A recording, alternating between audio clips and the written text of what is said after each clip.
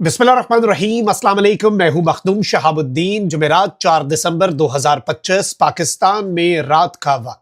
नाज़रीन इकराम, नोटिफिकेशन तो हो गया है, लेकिन नोटिफिकेशन होते ही पाकिस्तान की सिक्योरिटी फोर्सेस ने कुछ बहुत बड़ी कार्रवाइयां की हैं। पाकिस्तान की सिक्योरिटी फोर्सेस ने कुछ बहुत बड़े ऑपरेशंस किए हैं और भारतीय ठिकानों को निशाना बनाया गया है। भारत फितना अल खवारिज और फितना अल हिंदुस्तान को पाकिस्तान के खिलाफ एक प्रॉक्सी के तौर पर इस्तेमाल कर रहा है।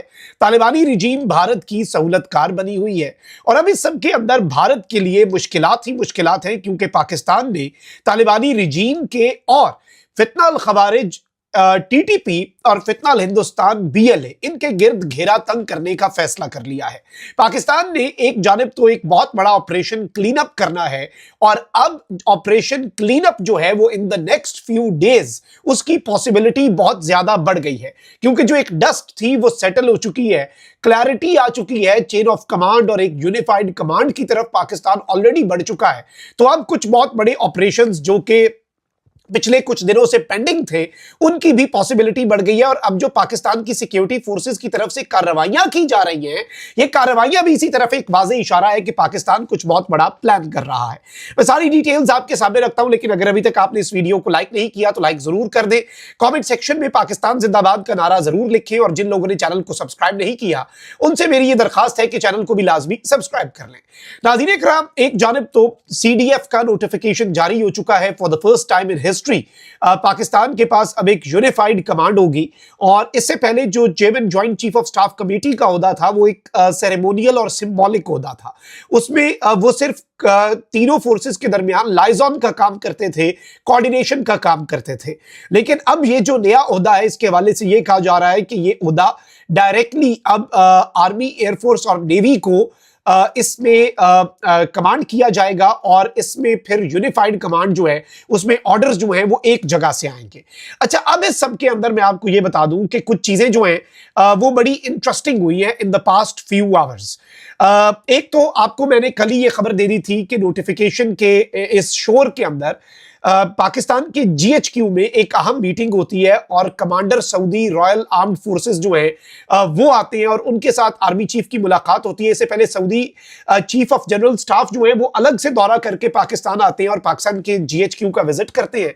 और ये याद रखिएगा कि रियाद में पाकिस्तान और तालिबानी रिजीम के दरमियान मुज़ाकरात का जो आखिरी दौर है वो भी हुआ है, तो इसलिए भी ये इंपॉर्टेंट है। और सऊदी अरब ने मीडिएशन करवाई। सऊदी अरब पाकिस्तान के साथ एसएमडीए साइन कर चुका हुआ है, तो याद रखिएगा कि सऊदी अरब का जो वजन है वो पाकिस्तान के पलड़े में ही था, रियाद वाले मुज़ाकरात में भी। अब एक तो नाज़रीन इकराम, 3 और 4 दिसंबर की रात जो कार्रवाई हुई है, दहशतगर्दों का फितना अल खवारिज का जो ग्रुप है उसने पाकिस्तान अफगानिस्तान ज्वाइंट बॉर्डर जो स्मगलिंग रूट है योब एरिया, वहां से दहशतगर्दों ने पाकिस्तान की सरजमीन में इन्फिल्ट्रेशन की कोशिश की है। 2 कार्रवाइयां पाकिस्तान की सिक्योरिटी फोर्सेस की तरफ से की गई है और 5 अफगान खारजी जो है उन्हें वासिले जहन्नुम किया गया है। और इन स्ट्राइक्स की, बाय द वे मैं आपको यह बताऊं कि इनकी एरियल सर्वेलेंस की गई है और इस सब के अंदर जो इंपॉर्टेंट तरीन चीज है और दूसरी आम तरीन चीज यह है कि एरियल सर्वेलेंस के साथ इन दहशतगर्दों को जब इंटरसेप्ट किया गया, इन्हें जब डिटेक्ट किया गया तो इनके ऊपर एरियल स्ट्राइक्स की गई, इन तमाम तर दहशतगर्दों को वासिले जहन्नुम कर दिया गया। अब आपने कार्रवाइयों की तेजी देखनी है कि बैक टू बैक आईएसपीआर का भी आई थिंक एवरी 48 आवर्स कोई ना कोई एलामिया आता है, कोई ना कोई प्रेस रिलीज आता है और उस प्रेस रिलीज के अंदर भी यही चीज सामने आती है कि भाई दहशतगर्द जो है उन्हें निशाना बनाया जा रहा है और खारजियों को और बीएलए के जो फितना अल हिंदुस्तान के जो दहशतगर्द हैं उन्हें ठोका जा रहा है, उन्हें एलिमिनेट किया जा रहा है और उनके ऊपर स्ट्राइक्स की जा रही है। और अब इस सारी की सारी सूरत हाल के अंदर मैं आपको यह बताऊं कि जो ऑपरेशंस है, याद रखिएगा कि पाकिस्तान ने ऑपरेशन क्लीन अप करना है, पाकिस्तान ने बफर जोन की तरफ बढ़ना है, पाकिस्तान अफगानिस्तान इंटरनेशनल बॉर्डर पर जो तालिबानी रिजीम की चेक पोस्टें हैं जो कि सहूलतकारी करती है इन्फिल्ट्रेशन में, पाकिस्तान ने उन्हें खत्म करना है और पाकिस्तान ने इस दहशतगर्दी का वंस एंड फॉर ऑल इलाज करना है। उससे पहले अब जो चीज है वो याद रखिएगा कि यूनिफाइड कमांड में अब बहुत सी चीजें जो हैं वो स्ट्रीमलाइन हो जाएंगी, क्योंकि पिछले 4-5-6 दिन से कंफ्यूजन और एम्बिग्विटी थी। अब the dust has been settled and the air is clear now. तो अब मैं बिल्कुल डोमेस्टिक मामलात और इन चीजों के एंगल से बात नहीं करूंगा, मैं एक जियो पॉलिटिक्स का जो एंगल है उस पर बात कर रहा हूं। अब एक तो नाज़रीन इकराम काउंटर टेररिज्म का ऑपरेशन हुआ है। विजिलेंट ट्रूप्स जो है पाकिस्तान की सिक्योरिटी फोर्सेस के, जो कि नॉर्थ वजीरिस्तान मीर अली में डिप्लॉयड थे, उन्होंने 2 खारजियों की मूवमेंट को डिटेक्ट किया। हंट टीम जो है फौरी तौर पर जब इन्होंने देखा कि भाई 2 खारजी जा रहे हैं और ये टॉप हाई वैल्यू टारगेट्स हैं, टॉप कमांडर्स हैं, अफगान शहरी हैं, और ये बाद में तस्दीक भी हुई। एक हंट टीम जो है वो डिस्पैच की गई जिसने हंटिंग की और इन्होंने इन दोनों खारजियों को एंगेज किया और एक फायर बैटल जो है वो दोनों साइड से हुई जिसमें दोनों खारजी जो है वो एलिमिनेट कर दिए गए। फिर इसके साथ ही साथ मैं आपको ये बता दूं कि मीर अली नॉर्थ वजीरिस्तान का जो एरिया है वहां पर नाज़रीन किराम एक बड़ी कामयाबी ये हासिल हुई है कि हाफिज गुल बहादुर ग्रुप जो है उसका जैश मुखलिस कारवान जो है उसका कमांडर है मरवान। अच्छा, ये टीटीपी के अंदर हाफिज गुल बहादुर ग्रुप है, एचजीबी, इन्हें पख्तिका के अंदर जो मजा चखाया पाकिस्तान की सिक्योरिटी फोर्सेस ने वो इन्हें याद होगा। इसे बेसिकली शेरातला का एरिया है नॉर्थ वजीरिस्तान में, वहां पर एक कार्रवाई के अंदर इस शख्स को एलिमिनेट किया गया है, वासिले जहनुम किया गया है कमांडर मरवान को, और इसके मुतअद्दिद एसोसिएट्स जो हैं वो भी इस सम के अंदर साथ मारे गए हैं। ये भी एक बड़ी कार्रवाई है। अब जरा आगे बढ़ते हैं नाज़रीन किराम, एक और कार्रवाई ले लें। तकरीबन आधा दर्जन दहशतगर्द जो है वो एक इंटेलिजेंस बेस्ड ऑपरेशन के अंदर एलिमिनेट किए गए हैं। लाटी विलेज है टांक खैबर पख्तूनख्वा के अंदर। दहशतगर्द जो है वो एक डिनर के लिए बड़े ये खुल्लम खुल्ला ना, इन्हें लगता है कि भाई इनका किसी को पता नहीं चलेगा। दहशतगर्द जो है वो एक डिनर पार्टी जो है उसमें शिरकत कर रहे थे।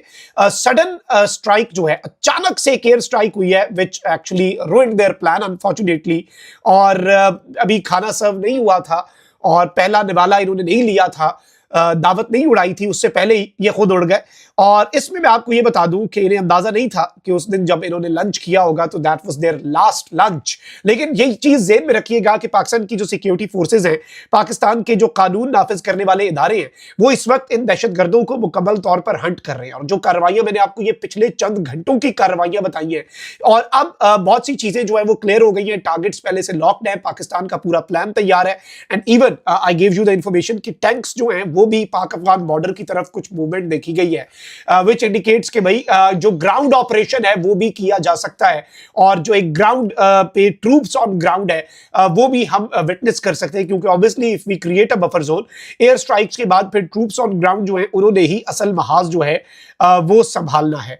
और इस सारी की सारी सिचुएशन में नाज़रीन इकराम मैं आपको बताऊं कि बहुत सी चीजें जो हैं वो अब बड़े ही डिफरेंट अंदाज में चलेंगी in the next few days as far as Afghanistan is concern. Secondly, India जो है अगर वो भी कोई एडवेंचरिज्म करता है तो स्टेट की तो वही पॉलिसी है, बल्कि अब मजीद फियर्स तरीके से कुछ बड़े और सख्त तरीन फैसले जो हैं वो आप देखेंगे कि इन the next few days, in the next few hours वो विटनेस किए जाएंगे।